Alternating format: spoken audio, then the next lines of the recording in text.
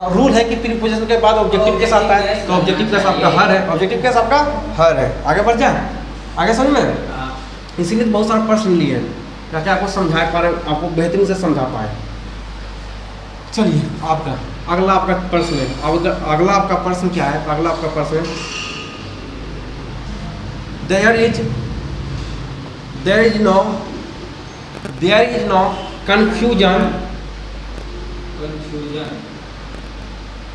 confusion between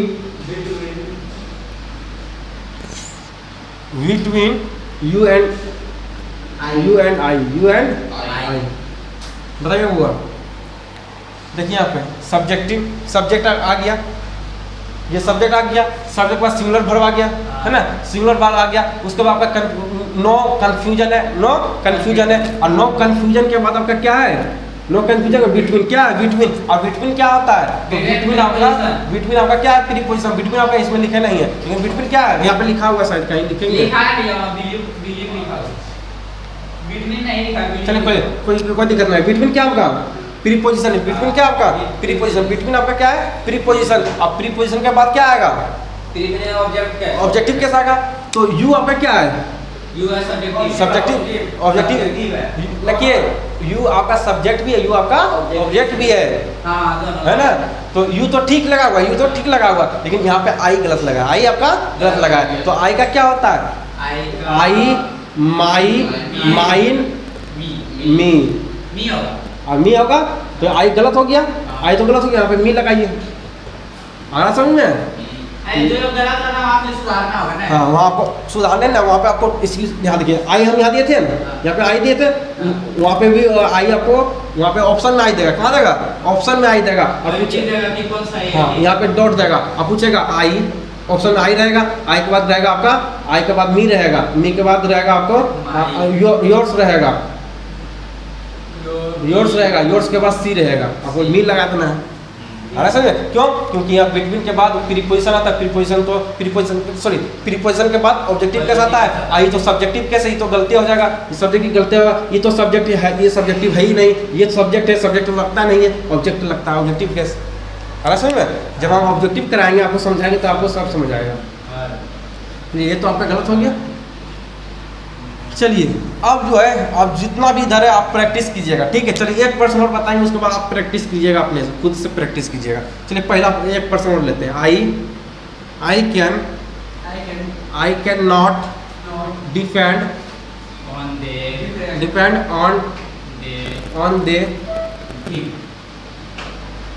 on they them.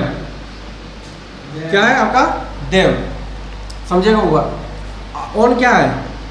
Preposition. अब preposition के बाद क्या लगता है? Objective case. तो दे तो लगेगा नहीं, क्योंकि दे तो सब्जेक्टिव केस है, और देम आपका ऑब्जेक्टिव केस है। ये गलत हो गया, ये आपका सही है। आगे बढ़ जाए, आगे बढ़े। चलिए अब बढ़ते हैं। समझ आ गया होगा, अब किसी को परेशानी नहीं होगा। अब आते हैं आगे। आप जो दूसरा देखते हैं, दूसरा आपका कुछ दूसरा रीजन है, समझिएगा। यहाँ बताते हैं, इसको मिटाए, इसका कोई जरूरत नहीं है। अब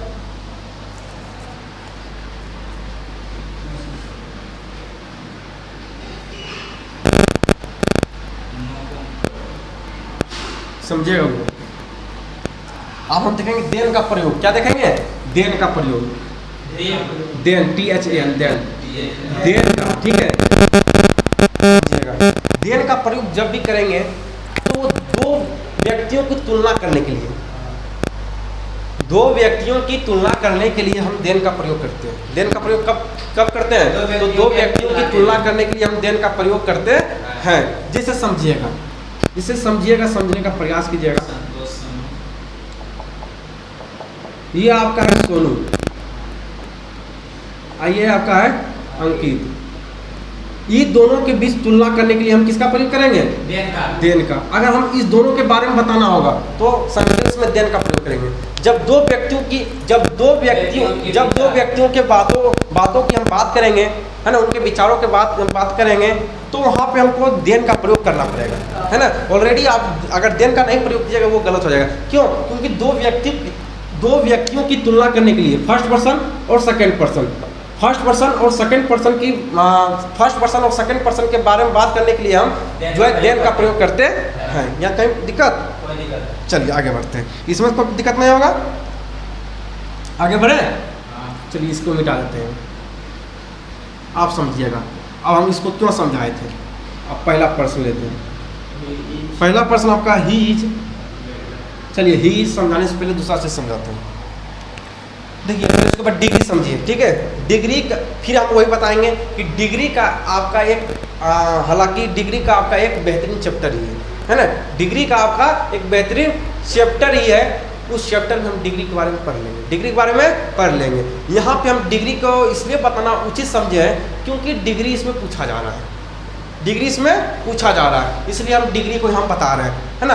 बस थोड़ा सा बताएंगे। और डिग्री का आपका एक चैप्टर है, तो चैप्टर के अनुसार पढ़ेंगे उसको। लेकिन जैसे प्रीपोजिशन को हम थोड़ा सा बता दिए, बताए थोड़ा सा, उसी प्रकार यहाँ पे डिग्री को भी थोड़ा सा हम बता देंगे, ठीक है। और उसके बाद आगे बढ़ेंगे। देखिए डिग्री होता है 3 प्रकार, डिग्री होता है 3 प्रकार का। जब हम आपको चैप्टर पढ़ाएंगे तो उस वक्त आपको ज़्यादा समझ आएगा, इसलिए समझाइए। Degree adjective adverb, degree adjective adverb. आप समझिएगा कि बहुत ऐसे कानूनबाज है कि कहेगा डिग्री का लिख दिया हिंदी व्यक्तिवाचक सर्वनाम, है ना। चलिए डिग्री 3 प्रकार का डिग्री होता है, 3 प्रकार का होता है।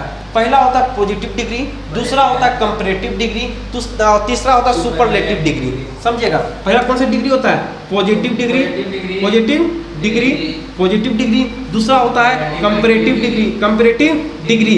उसके बाद आपका आता है सुपरलेटिव डिग्री,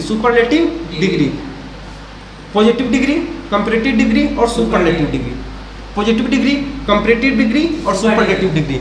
कोई पूछेगा डिग्री कितना प्रकार का होता है, 3 प्रकार का। कंपैरेटिव डिग्री, देखिए कहीं से बोल कोई दिक्कत ना है। कंपैरेटिव डिग्री, सुपरलेटिव डिग्री और पॉजिटिव डिग्री। ये ना है कि हमको लाइन बाय लाइन बोलना है, ठीक है। पॉजिटिव डिग्री, कंपैरेटिव डिग्री और सुपरलेटिव डिग्री। देखिए पॉजिटिव डिग्री जो होता है, पॉजिटिव मतलब ये होता है धनात्मक, समझे। पॉजिटिव लोग, कैसा लोग, पॉजिटिव लोग। ये कभी दुनिया कभी भी दुख इसको नहीं होता है ना। और दुख भी होता है कभी किसी से बोलता है और किसी से बोल बात भी नहीं करता है, दुख को खुद सॉल्व कर लेता है। खाली मतलब पॉजिटिव होता है, हमेशा ही पॉजिटिव रहता है। नो कंपेरिजन, है ना। कोई तुलना नहीं होता, किसी के बीच में तुलना भी नहीं करते हैं। पॉजिटिव डिग्री जो होता है ये इसका प्रयोग जो है किसी के तुलना करने के लिए नहीं करते हैं। तो इसमें नो कंपैरिजन कहने का तात्पर्य नो तुलना, इसमें किसी के बीच तुलना नहीं करते हैं। आगे बढ़े। उसके बाद आपका होता है कंपैरेटिव डिग्री, पॉजिटिव डिग्री और कंपैरेटिव डिग्री। कंपैरेटिव डिग्री का तुलना जो होता है, कंपैरिजन जो होता है, कंपैरेटिव डिग्री का कंपैरिजन जो होता है वो 2 व्यक्तियों के बीच में करते हैं, है ना। 2 व्यक्तियों के बीच हमेशा जो है करते हैं, ठीक है। ये व्यक्ति और इस व्यक्ति के बीच हमेशा 2 व्यक्तियों के बीच जब तुलना करेंगे तो कंपैरेटिव डिग्री का प्रयोग करेंगे। और जब 2 से अधिक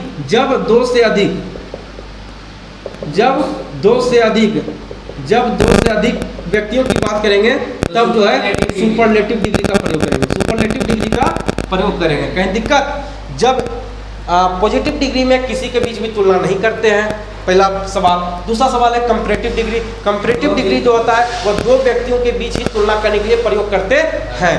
आगे बढ़ते हैं। सुपरलेटिव डिग्री का प्रयोग 2 से अधिक व्यक्तियों के बीच तुलना करने के लिए प्रयोग करते हैं। जैसे मान लीजिए 2 दोस्त आपस में बात कर रहा है, अब तीसरा दोस्त के बारे में बात करना हो तो जो है अब वहाँ पे कौन सा वर्ड का यूज करेंगे, सुपरलेटिव करेंगे। क्यों? क्योंकि तीसरा व्यक्ति के बारे में हम अब बातें करेंगे तो सुपरलेटिव डिग्री का ही प्रयोग करेंगे। सुपरलेटिव डिग्री के जितना भी वर्ड होता है उसका प्रयोग करेंगे। आगे समझ में, आगे बढ़े, इतना समझ आ रहा है। आगे बढ़ते हैं, इतना जब समझ आ गया तो हम आगे बढ़ जाते हैं, आगे बढ़ते हैं और समझाते हैं। पहला लोग पॉजिटिव डिग्री में तो कोई कंपैरिजन नहीं होता है। उसके बाद देखिए कंपैरेटिव डिग्री में क्या होता है, देखिए मोर, उसके बाद मोर के बाद ER, उसके बाद IOR, उसके बाद देन। अभी बता दें देन का। देखिए अगर किसी भी सेंटेंस के लास्ट में, अगर किसी भी वर्ड के लास्ट में, अगर मोर लगा है, अगर मोर लगा है, अगर ई आर लगा है, अगर आर लगा है, अगर आई ओ आर लगा है, अगर आई ई आर लगा हुआ है, अगर देन लगा हुआ है, इसका मतलब आप समझ जाइएगा। अगर कोई सेंटेंस में मोर लगा हुआ है, अगर किसी सेंटेंस में मोर लगा हुआ है, अगर किसी भी सेंटेंस में देन लगा हुआ है, अगर किसी भी वर्ड में ई आर लगा है, आई ओ आर लगा हुआ है, आई ई आर लगा हुआ है, इसका मतलब समझ आइएगा कि वह कंपैरेटिव डिग्री है। इसका मतलब वह कंपैरेटिव डिग्री है और वो सेंटेंस जो है वो दो व्यक्तियों के बीच तुलना कर रहा है, दो व्यक्तियों के बारे में बता रहा है, दो व्यक्तियों की चर्चा कर रहा है, दो व्यक्तियों की चर्चा कर रहा है। जैसे अभी ना पता देन का प्रयोग दो व्यक्तियों के लिए किया जाता है ना, तो देन किसके बीच में आएगा? कंपैरेटिव डिग्री में। ये तो सुपरलेटिव नहीं आएगा, तो सुपरलेटिव में तीन व्यक्ति आएगा तब आएगा। आगे बढ़ते हुए अब आते हैं सुपरलेटिव डिग्री। सुपरलेटिव डिग्री में क्या होता है? देखिए मोस्ट आता, क्या आता है?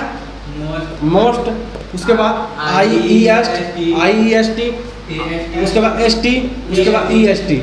समझिएगा, मोस्ट मतलब होता है अधिक, मोस्ट मतलब ये होता है अधिक, है ना, ज्यादा। तो कहने में तात्पर्य है अगर किसी भी सेंटेंस में या किसी भी वर्ड में अगर मोस्ट का प्रयोग किया गया है, इसका मतलब समझ आएगा कि वह सुपरलेटिव डिग्री है। उसके बाद अगर किसी भी वर्ड के लास्ट में अगर आई ई एस टी लगा हुआ, अगर इस्ट लगा हो, इसका मतलब समझ आइएगा वह सुपरलेटिव डिग्री है। अगर किसी भी वर्ड के लास्ट में अगर एस टी लगा है, इसका मतलब समझ आइएगा वह सुपरलेटिव डिग्री है। अगर किसी भी वर्ड के लास्ट में अगर ई एस टी लगा है, इसका मतलब समझ आइएगा कि वह सुपरलेटिव डिग्री है। जिस प्रकार आप V4 में क्या करते थे, किसी भी वर्ड को पकड़ते थे, जैसे read, R E A D, read, I N G जोड़ देते थे, तो ये हो जाता था वर्ब 4, ये हो जाता था वर्ब 4 हो जाता था। अगर सिर्फ रीड लिखते थे, तो ये हो गया वर्ब 1। ऐसी वर्ब 1 को ही क्या कहेंगे? पॉजिटिव डिग्री, है ना, यही पॉजिटिव डिग्री है। इसमें कोई चेंज नहीं करते, जिसमें कोई चेंज नहीं करे वही पॉजिटिव डिग्री है, वही आपका पॉजिटिव डिग्री हो जाता है। ठीक है, आगे बढ़ते हैं। जैसे देखिए एक हम लेते हैं, जैसे देखिए जैसे गुड है, गुड मतलब अच्छा, गुड। उसके बाद बेटर, BETTER, बेटर। उसके बाद बेस्ट, BEST, बेस्ट। देखिए यहाँ पे देख लीजिए, ई आर लगा हुआ है, इसमें एस टी लगा है, एस टी, इसका मतलब ये कंपैरेटिव डिग्री है। क्योंकि कंपैरेटिव डिग्री का ई आर आएगा तो इसका मतलब कंपैरेटिव डिग्री होगा। लास्ट में अगर किसी भी वर्ड के लास्ट में, पहले था गुड के बाद बना बेटर, अब बेटर बना किस वर्ड को लिया उसमें, अपने अंदर किस वर्ड को, किसको लिया था? इसको लिया था, ई आर को लिया था। और सुपरलेटिव डिग्री बनाने की किसको लिया था? एस टी को लिया था। बन गया ये गुड बेटर बेस्ट। देखिए ये हो गया कंपैरेटिव डिग्री, ये हो गया आपका सुपरलेटिव डिग्री। समझ समझ में? चलिए होगा। अब हम यहाँ पे ज़्यादा इसको नहीं बताएंगे, क्योंकि इसका एक नया चैप्टर, इसका एक बेहतरीन चैप्टर है। ठीक है, आगे बढ़ते हैं। अब पहला प्रश्न हम लिए थे, he is better than me, I. समझिएगा, देखिए यहाँ पे बेटर क्या है, तो पहले ही देखिए सब्जेक्ट आ गया, उसके बाद सिंगुलर वर्ब आ गया, है ना, singular countable noun, singular verb आ गया। उसके बाद बेटर आ गया, मतलब ई आर आ गया, कंपैरेटिव डिग्री। आप समझ आ गया क्यों इसको हम बताए थे? इसलिए बताए थे। अगर हम सीधा आते हैं, अब बोलते बेटर हो गया कंपैरेटिव डिग्री, आपको समझ में आता कंपैरेटिव डिग्री कैसे हो गया, है ना। तो आप समझ आ गया कि ई आर लगा है, इसका मतलब कंपैरेटिव डिग्री होगा, कंपैरेटिव डिग्री हो गया, CD लगेगा, है ना, कंपैरेटिव डिग्री। उसके बाद देन क्या है? कंपैरेटिव डिग्री, है ना, कंपैरेटिव डिग्री। लेकिन यहाँ पे किसके रूप में आया? कंपैरेटिव वर्ड के रूप में, कंपैरेटिव वर्ड के रूप में समझते हैं। दो शब्दों के तुलना करने के लिए देन का प्रयोग किया गया। और बताते हैं देन का प्रयोग दो लोगों की तुलना करने के लिए करते हैं। तो यहाँ पर इसको कंपैरेटिव डिग्री ना लिख के लिखेंगे कंपैरेटिव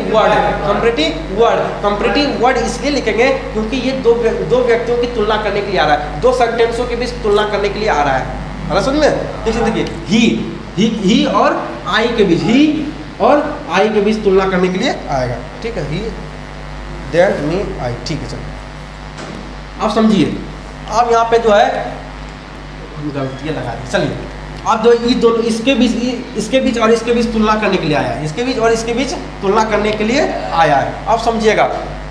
हमेशा याद रखिएगा सब्जेक्ट का सब्जेक्ट छोड़िए इसको, आप समझिए हुआ देन लगा हुआ है और देन के बाद क्या आता है सब्जेक्ट, इनकी सब्जेक्टिव केस।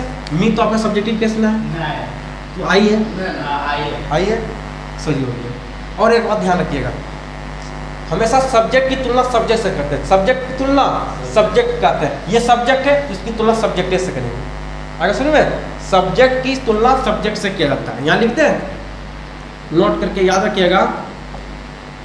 सब्जेक्ट की तुलना सब्जेक्ट, यहाँ मिटा दें इसको, यार मिटा दें, चलिए लिखिएगा ना इसको। आप जो है एक बार फोटो क्लिक कर लीजिएगा, अब लिखने दीजिए। देखिए यहाँ पे क्या होता है कि सब्जेक्ट की तुलना हमेशा सब्जेक्ट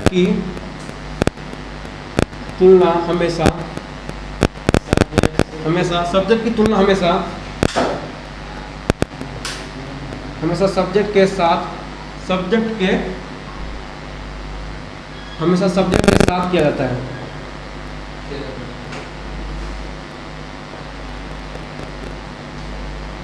आ रहा समझ में? अगला पॉइंट, अगला लिखिएगा, जब बीच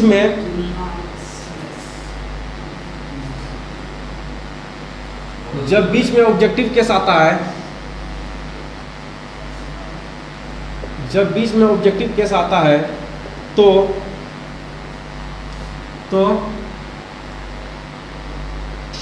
सब्जेक्ट की तुलना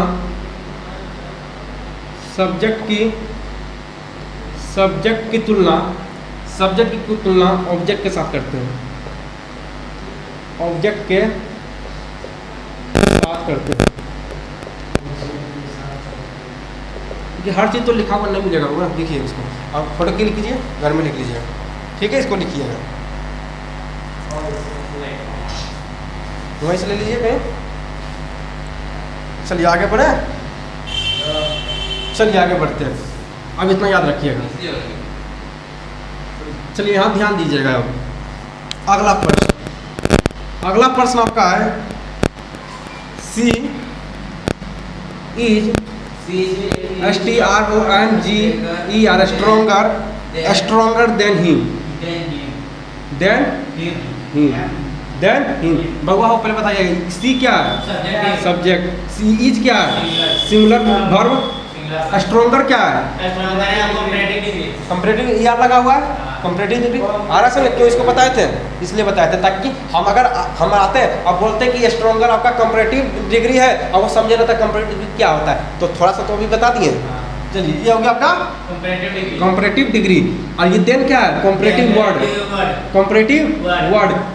वर्ड क्यों कहेंगे और कंपैरेटिव डिग्री क्यों नहीं कहेंगे? तो बोलिएगा उसको कंपैरेटिव डिग्री भी कहेंगे, क्योंकि कंपैरेटिव डिग्री तो है ही, कंपैरेटिव डिग्री है ही, लेकिन देन का प्रयोग इसलिए भी करते हैं दो सब्जेक्ट की तुलना करने के लिए, है ना? दो सब्जेक्टों की तुलना करने के लिए, दो व्यक्तियों की तुलना करने के लिए, है ना? तो हम जो है देन का प्रयोग करते हैं, इसलिए इसको कंपैरेटिव डिग्री के जगह देन को कंपैरेटिव डिग्री ना कहकर कंपैरेटिव वर्ड कहेंगे, और कहने में ही बेहतर होगा। चलिए आगे बढ़ते हैं। और देन का प्रयोग दो व्यक्तियों की तुलना के लिए किया जाता है। आगे बढ़ते हैं। देन आप समझिएगा, यहाँ पे है हिम। आप बताइए कि इसमें क्या लगेगा? Than him. आप यहाँ बताइए सी के अनुसार क्या आएगा यहाँ? बउआ हो हम की बताए कि सब्जेक्ट के तुलना हमेशा सब्जेक्ट के साथ होता है, तो यहाँ सब्जेक्ट है तो यहाँ भी सब्जेक्ट आएगा, तो इस सब्जेक्ट यहाँ थोड़ा दे देंगे, इसका सब्जेक्ट देंगे, इसका सब्जेक्ट देंगे। आ रहा समझ में? तो इसका सब्जेक्ट क्या होगा? अरे पूरा बताते हैं, देखिए ही हीज हीज हिम, तो इसका सब्जेक्ट क्या है? होगा। आ रहा समझ में? तो ये आपका गलत हो ये होगा ही। आ रहा समझ में? हमने बता रहे कि सब्जेक्ट की तुलना सब्जेक्ट के साथ करेंगे, सब्जेक्ट की तुलना सब्जेक्ट के तौर पर करेंगे। अगर लास्ट में ऑब्जेक्ट दिया हुआ है उसको काट देंगे, उसको काट के हम सब्जेक्ट का यूज करेंगे। अगर बीच में ऑब्जेक्ट होगा तो उसको सब्जेक्ट की तुलना ऑब्जेक्ट बनाएंगे, लास्ट में ऑब्जेक्ट, उसको भी हम समझाएंगे। तो ये समझा गया ना कि यहाँ पे हिम था तो इसको ही बना दिए, हिम को हिम बना दिए। क्यों बना दिए? इसलिए बना दिए, कारण ये था कि यहाँ पे हिम है, और हमको चाहिए क्या? Subjective case. क्यों? क्योंकि यहाँ पे सब्जेक्ट है, और सब्जेक्ट की तुलना हमेशा सब्जेक्ट के साथ करते हैं। और सब्जेक्ट किसका यूज करेंगे? इसका नहीं बल्कि इसका यूज करेंगे। आ रहा है समझ में?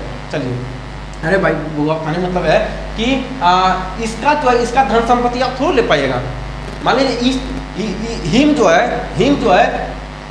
जो है इस सी जो है इस सी का हिम का संपत्ति ले लेगा। ये थोड़ा सा बात है कि सी हिम का संपत्ति सी ले लेगा। अरे हिम का संपत्ति इसी का कोई भाई लगा। अगर मान लीजिए हिम मर गया, अगर हिम मरेगा तो इसका मतलब थोड़ा कि पड़ोस वाला उसका संपत्ति ले लेगा। उसी का घर वाला कोई लेगा, उसका भाई लगा, उसका कोई लेगा। उसी प्रकार सब्जेक्ट का यूज करेंगे, इसी का सब्जेक्ट का यूज करेंगे, इसका यूज नहीं करेंगे। आगे समझ में? चलिए आगे बढ़ते हैं। अगला हम देखते हैं। अगला आपका क्या है? चलिए 5 नंबर। चलिए 5 नंबर आपका है आई लाइक हिम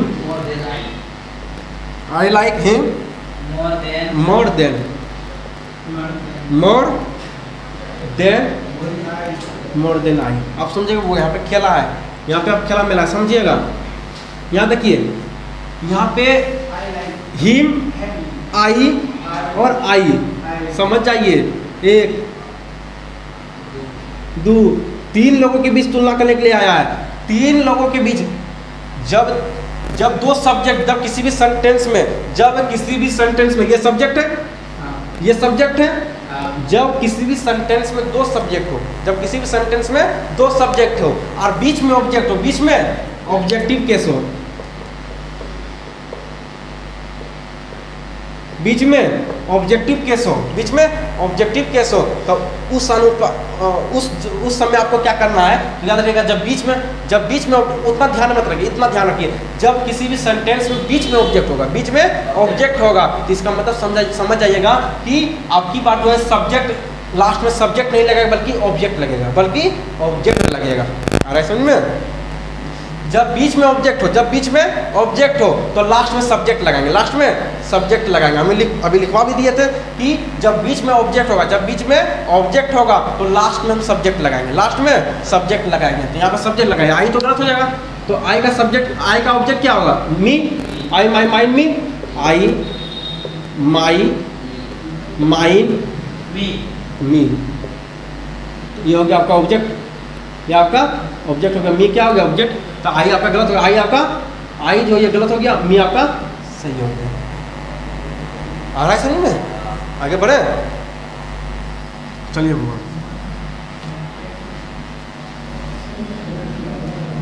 बीच में ऑब्जेक्ट आएगा तो लास्ट में भी ऑब्जेक्ट की तुलना करेंगे। हाँ, बीच में अगर ऑब्जेक्ट आएगा, बीच में अगर ऑब्जेक्ट रहेगा तो लास्ट में सब्जेक्ट का यूज नहीं करेंगे बल्कि ऑब्जेक्ट का यूज करेंगे। दूसरा बात, अगर 2 सब्जेक्ट हो, अगर किसी भी सेंटेंस में 2 सब्जेक्ट हो और ऑब्जेक्ट हो ही ना, बीच में ऑब्जेक्ट हो ही ना, तो उसका जो है सब्जेक्ट का तुलना सब्जेक्ट के साथ करेंगे। आगे समझ में? आगे बढ़ते हैं। जैसे देखिए अगला प्रश्न आपका है she loves him more than I. अब समझिएगा, हिम आया, एक सब्जेक्ट है, 2 सब्जेक्ट है, अब बीच में ऑब्जेक्ट आ गया। बीच में ऑब्जेक्ट, सब मत देखिए कि है कि ना है, बीच में देखिए ऑब्जेक्ट आया कि ना आया। जब भी बीच में ऑब्जेक्ट आता है तो लास्ट में ऑब्जेक्ट आता है, लास्ट में ऑब्जेक्ट आता है, सॉरी लास्ट में सब्जेक्ट, लास्ट में ऑब्जेक्ट आता है। जब बीच में ऑब्जेक्ट आए तो लास्ट में ऑब्जेक्ट आएगा, तो इसका ऑब्जेक्ट क्या होगा? मी। ये गलत हो जाएगा, मी राइट आंसर। ठीक है, आ रहा समझ में? चलिए आप करप्शन कर लीजिएगा। अब हम आगे बढ़ते हैं, तो ये सब जितना हम घर से बना लीजिएगा, ठीक है। आगे बढ़ते हैं, डिग्री बताइए थी, आगे बढ़ते हैं। अब वो आते हैं, चलिए इट्स मी। देखिए बहुत चीज़ आपको बेहतरीन सिखा देते हैं, समझिएगा। इट्स मी, उसके बाद इट्स आई। बोलिए बुआ, सेंटेंस नंबर 1 या सेंटेंस नंबर 2 सही है? इट्स मी कहेंगे या इट्स आई कहेंगे? इट्स मी कहेंगे, सही है। इट्स मी कहेंगे, सही है। ये गलत है, ये गलत है। ये क्या आपका? ये गलत है। इट्स मी है ना, समझिएगा। दोनों सही है, दोनों सही है, दोनों क्या है? दोनों सही है। अब समझिएगा क्यों सही है। ई जो होता है इट्स मी जो होता है, किसी का परिचय कराने के लिए इट्स मी का प्रयोग करते हैं, इट्स मी का प्रयोग करते हैं। लेकिन इट्स आई मतलब अपने आप के ऊपर जोर देने के लिए इट्स आई का प्रयोग करते हैं। इट्स आई मतलब खुद के लिए बोल रहा है, खुद के ऊपर जोर दे रहा है, खुद के ऊपर वो जोर दे रहा है, खुद का परिचय कराने के लिए वो जोर दे रहा है। इट्स आई लुक मी, समझ में? कहने मतलब खुद के ऊपर वो जोर देना है। किसी खुद के ऊपर जब जोर देगा तो इस सेंटेंस का यूज करेगा, इट्स आई। अगर किसी का परिचय कराएगा, मतलब आप मान लीजिए कि आपके दोस्त का परिचय आप अपने पिताजी से करा रहे हैं, तो किस सेंटेंस का यूज करिएगा? तो इसका यूज कीजिएगा इट्स मी, है ना? It's my friend, it's my friend, it's my friend, it's my best friend, it's my best friend my father, है ना? आप यूज कर सकते हैं इट्स माई फ्रेंड, है ना? It's my friend. तो इट्स माई फ्रेंड क्यों यूज किया? क्योंकि यहाँ पे अपना परिचय करवा रहे थे, इसका यूज करेंगे। और खुद के ऊपर जाकर जोड़ देंगे तो इट्स आई का यूज करेंगे, इट्स आई का यूज करेंगे। आगे बढ़ते हैं, छोड़िए आगे बढ़ते हैं। आप करेंगे इट्स का यूज, इट्स का यूज सीखेंगे, ठीक है? समझिएगा। देखिए इट्स का जो यूज करते हैं वह नॉन लिविंग के लिए भी करते हैं। नॉन लिविंग के लिए किया जाता है, नॉन लिविंग के लिए किया जाता है, नॉन लिविंग के लिए किया जाता है, टाइम के लिए किया जाता है, टाइम के जहाँ पे अगर समय बताया जा रहा है। देखिए नॉन लिविंग मतलब होता है जैसे टेबल, अगर टेबल के बारे में बोलना है, कुर्सी के बारे में बोलना है, नॉन लिविंग थिंग है। नॉन लिविंग थिंग है जो बोल नहीं सकता, जो चल नहीं सकता, वो क्या होता है? नॉन लिविंग थिंग होता है। तो जैसे हेयर, इट्स हेयर ना कहता, इट्स हेयर, है ना? इट हेयर करता है, यूज करता है नहीं करता है। तो नॉन लिविंग के लिए क्या करेंगे? इट का यूज करेंगे। टाइम बताने के लिए इट का यूज करते हैं, नहीं करते? It's 10 o'clock, it's 10 o'clock। तो टाइम बताने के लिए क्या करते हैं? तो टाइम बताने के लिए इट का यूज करते हैं, टाइम बताने के लिए इट का यूज करते हैं। आगे बढ़ते हैं। उसके बाद आपका है कंट्री बताने के लिए, देश, है ना? कंट्री बताने के लिए क्या करते हैं? तो जो है इट का प्रयोग करते हैं। कंट्री बताने के लिए इट का प्रयोग करते हैं, ठीक है? आगे बढ़ते हैं। उसके बाद न्यू बॉर्न बेबी,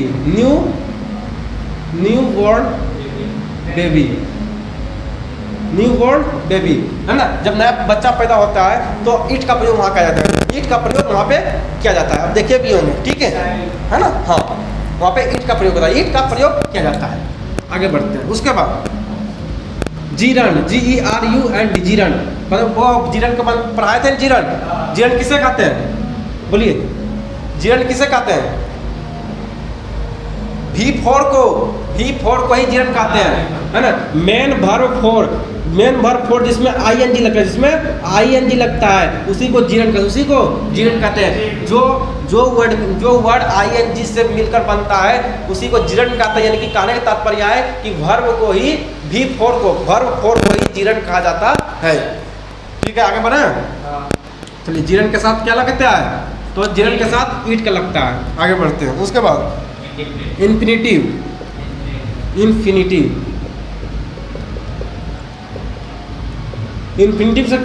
के साथ क्या करते हैं? तो इन्फिनिटिव के साथ जो है ईट का प्रयोग करते हैं। उसके बाद इन्फिनिटिव किससे बनता है? इन्फिनिटिव मतलब क्या होता है? अनंत। क्या होता है? अनंत। इन्फिनिटिव क्या होता है? इन्फिनिटिव किससे बनता है? 2 प्लस MV1 मतलब मेन वर्ब 1, आगे 2 लगेगा, उसके बाद मेन वर्ब 1 लगेगा, है ना? मेन वर्ब फर्स्ट वर्ब लगेगा, फर्स्ट फॉर्म लगेगा, वर्ब का फर्स्ट फॉर्म लगेगा। आगे बढ़ते हैं। उसके बाद टेम्परेचर बताने के लिए ईट का प्रयोग करता है ना? टेम्परेचर बताने के लिए ईट का प्रयोग किया जाता है। Temperature,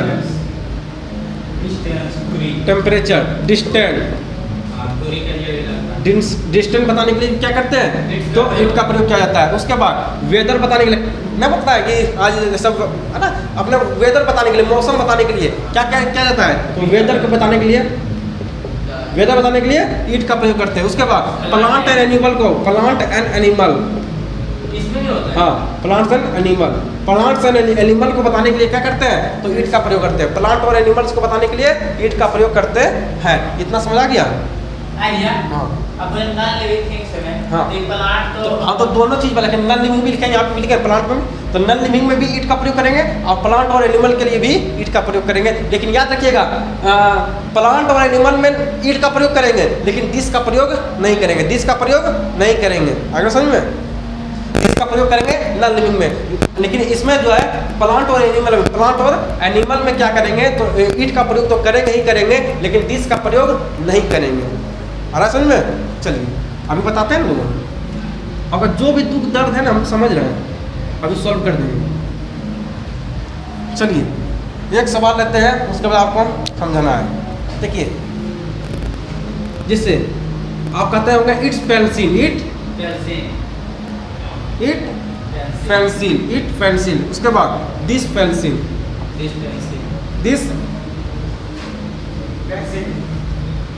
this pencil is mine, is mine, it's pencil is mine. यहाँ पे लगा हुआ नहीं है,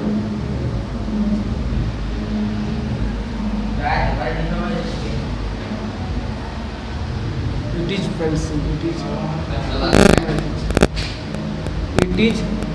pencil, it is pencil, it is pencil, this is pencil is mine. समझिएगा ये सेंटेंस, ये दो सेंटेंस आपको दिया गया है। हम आपको अभी बताए थे कि पेंसिल क्या है, आपका नॉन लिविंग थिंग है। नॉन लिविंग थिंग में कभी भी दिस का प्रयोग मत कीजिएगा, दिस का प्रयोग नहीं कीजिएगा, हमेशा इट का प्रयोग, हमेशा इट का प्रयोग होता है। ठीक है, नॉन लिविंग के साथ जो है दिस का प्रयोग नहीं करते हैं, इट का प्रयोग करते हैं। आगे समझ में, इट का प्रयोग करेंगे। हाँ एनिमल तो लिविंग थिंग्स है, एनिमल लिविंग थिंग है लेकिन इट का प्रयोग करेंगे लेकिन दिस का प्रयोग नहीं करेंगे, उसमें भी याद रखिएगा। अरे चलो अभी उसको भी बताते हैं ना। अरे वो आगे बढ़ते हैं। देखिए देखिए इट इज 10 o'clock, क्या है आपका, इट इज 10 o'clock, 10 o'clock पहला ऑप्शन। उसके बाद दूसरा ऑप्शन आपका है this is clock, this is 10 o'clock, 10 o'clock। बताइए इसमें कौन कौन सही है? इट इज क्लॉक, इस गलत हो जाएगा, ये गलत हो जाएगा। आ रहा समझ में, ये आपका गलत होगा, ये आपका सही होगा। ठीक है आगे बढ़ो। हाँ दिस का प्रयोग नहीं होगा, दिस का प्रयोग नहीं करेंगे। अगला है it, this is Sonu, this is Sonu. और आपका अगला है it is Sonu, it is Sonu. पहले किसका प्रयोग करेंगे? It is Sonu. समझ में आ गया? ठीक है, दोनों प्रयोग सही है। ठीक है ठीक है। हाँ दिस इज सोनू और इट इज सोनू भी आपका राइट है। क्या है आपका राइट है, दोनों का आपका राइट होगा। कैसे राइट होगा? आपका दिस इज सोनू भी सही होगा और आपका इट इज सोनू भी सही होगा। ठीक है, इट इज सोनू भी आपका सही होगा।